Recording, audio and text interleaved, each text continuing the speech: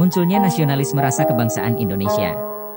Nasionalisme Indonesia pada abad ke-20 harus dibedakan dari gerakan protes sebelumnya, Perang Padri, Perang Jawa, atau Perang Diponegoro, dan banyak contoh kecil perang yang bersifat kedaerahan karena ketidakstabilan adalah gerakan pranasionalistik yang muncul dari keluhan lokal.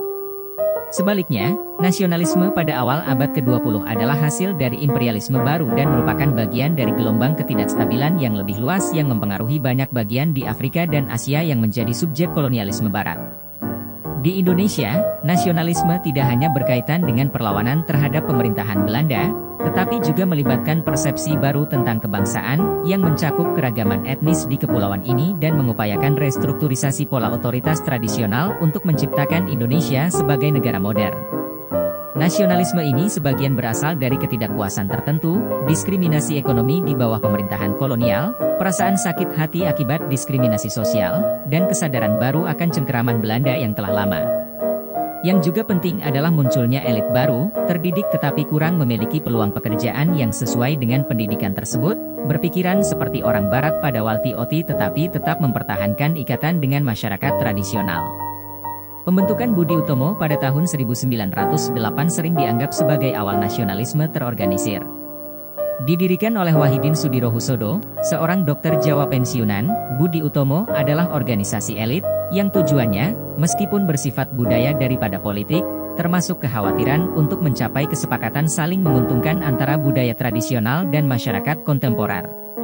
Organisasi lain yang lebih penting secara hitungan adalah Sarekat Islam, didirikan pada tahun 1912. Di bawah ketua karismatiknya, Omar Said Chokro Aminoto, organisasi ini berkembang pesat dan pada tahun 1919 mengklaim memiliki anggota sebanyak 2.500.000 orang. Penelitian lebih lanjut menunjukkan bahwa angka sebenarnya kemungkinan tidak lebih dari 400.000 orang, tetapi bahkan dengan perkiraan yang jauh lebih rendah ini, Sarekat Islam jelas jauh lebih besar dari gerakan lainnya pada saat itu. Pada tahun 1912, Partai Indische Partij, terutama Partai Eurasia, didirikan oleh E.F. Edoas Dekker, 1 tahun kemudian dilarang, kemudian digantikan oleh Partai Eurasia lainnya, yang menyebut dirinya Insulinde, sebuah nama yang bermakna puitis untuk Hindia Timur. Pada tahun 1914, seorang Belanda bernama Hendrikus Neevliet mendirikan Asosiasi Sosial Demokrat Indis, yang menjadi Partai Komunis pada tahun 1920 dan mengadopsi nama Partai Komunis Indonesia, PKI, pada tahun 1924. Pada akhir Perang Dunia Pertama, berbagai organisasi yang bersifat nasionalis telah muncul, meskipun berbeda dalam taktik dan tujuan segera serta ketajaman persepsi mereka tentang kemerdekaan nasional. Karena kurangnya disiplin partai yang kuat, umumnya individu-individu menjadi anggota lebih dari satu organisasi, dan khususnya kehadiran anggota Asosiasi Sosial Demokrat Indis di Sarekat Islam memungkinkan mereka untuk bekerja sebagai blok dalam gerakan yang lebih besar. Pandangan bahwa saatnya belum tepat bagi Partai Komunis untuk mengambil alih kepemimpinan independen dari nasionalisme kolonial kemudian mengarah pada perumusan strategi kerjasama dengan partai borjuis anti-imperialis oleh Komunis Internasional yang didirikan oleh Uni Soviet, juga dikenal sebagai Komintern atau Internasional Ketiga. Pada akhir tahun 1920-an, Belanda, dalam upaya untuk memberikan substansi pada janjinya untuk lebih dekat mengaitkan masyarakat Indonesia dengan pemerintahan, menciptakan Dewan Rakyat, Volksraad.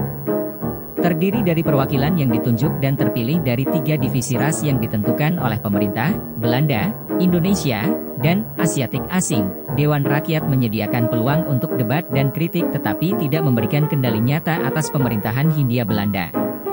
Beberapa pemimpin nasionalis bersedia menerima kursi di majelis tersebut, tetapi yang lain menolak, mendesak bahwa konsesi hanya dapat diperoleh melalui perjuangan tanpa kompromi. Pada tahun 1921, ketegangan di dalam Sarekat Islam antara pemimpin yang lebih konservatif dan kaum komunis mencapai puncaknya dalam sebuah resolusi disiplin yang menyatakan bahwa anggota Sarekat Islam tidak boleh menjadi anggota partai lain. Hal ini, pada dasarnya, mengusir blok komunis yang ada di dalam. Dan kemudian terjadi persaingan sengit antara kedua kelompok untuk mengendalikan anggota basis dari organisasi tersebut. PKI, setelah berkomitmen untuk tindakan independen, mulai bergerak menuju kebijakan perlawanan satu arah terhadap rezim kolonial. tanpa dukungan dari Komintern, dan bahkan tanpa persetujuan sepenuhnya di antara anggota mereka sendiri, mereka melancarkan pemberontakan di Jawa pada akhir tahun 1926 dan di Sumatera Barat pada awal tahun 1927. Gerakan-gerakan ini, yang memiliki elemen protes tradisional dan pemberontakan komunis yang murni, dengan mudah ditumpas oleh pemerintah Hindia Belanda, dan aktivitas komunis berakhir efektif selama periode kolonial yang tersisa. Kekalahan pemberontakan komunis dan kemunduran Sarekat Islam sebelumnya membuka jalan bagi organisasi nasionalis baru, dan pada tahun 1926 sebuah kelompok studi umum didirikan di Bandung, dengan seorang insinyur baru saja lulus, Soekarno, sebagai sekretarisnya. Kelompok ini mulai membentuk kembali gagasan nasionalisme dengan cara yang dihitung untuk menarik elit perkotaan baru Indonesia. Setelah kegagalan gerakan berbasis ideologi Islam dan komunisme, pemikiran nasionalis diarahkan secara sederhana pada gagasan perjuangan untuk kemerdekaan, tanpa keterikatan sebelumnya pada tatanan politik atau sosial tertentu setelahnya. Tujuan seperti ini, diakini, dapat menarik dukungan dari semua orang, termasuk Muslim dan komunis, yang setidaknya dapat mendukung perjuangan bersama untuk kemerdekaan, meskipun mereka berbeda mendasar tentang apa yang akan terjadi kemudian. Nasionalisme, dalam arti ini, menjadi ide yang mudah Soekarno gunakan sebagai dasar upayanya untuk menyatukan beberapa aliran perasaan anti-kolonial. Ide-ide Klub Studi Bandung diperkuat oleh arus pemikiran yang berasal dari mahasiswa Indonesia di Belanda. Organisasi mereka, yang direstrukturisasi pada tahun 1924 dengan nama Indonesia, berlawanan dengan Belanda, yang sadar diri, menjadi pusat pemikiran nasionalis radikal, dan pada pertengahan tahun 1920-an para mahasiswa yang pulang dari Belanda bergabung dengan kelompok yang sependapat di tanah air. Nasionalisme baru membutuhkan organisasi baru untuk ekspresinya, dan pada bulan Juli 1927, Asosiasi Nasionalis Indonesia, yang kemudian menjadi Partai Nasionalis Indonesia, PNI, dibentuk di bawah kepemimpinan Soekarno. PNI didasarkan pada gagasan tentang ketidakpatuhan terhadap pemerintahan Hindia Belanda dan dengan demikian dibedakan dari kelompok-kelompok seperti Sarekat Islam, yang bersedia menerima keanggotaan Dewan Rakyat. Meskipun Soekarno, sambil berusaha menciptakan dasar dukungan massal untuk PNI, juga berusaha dengan beberapa kesuksesan untuk bekerja sama dengan para pemimpin yang lebih moderat dan berhasil membentuk di partai itu asosiasi organisasi nasionalis yang luas namun agak rapuh. Sentimen nasionalis ini juga beresonansi di luar partai politik.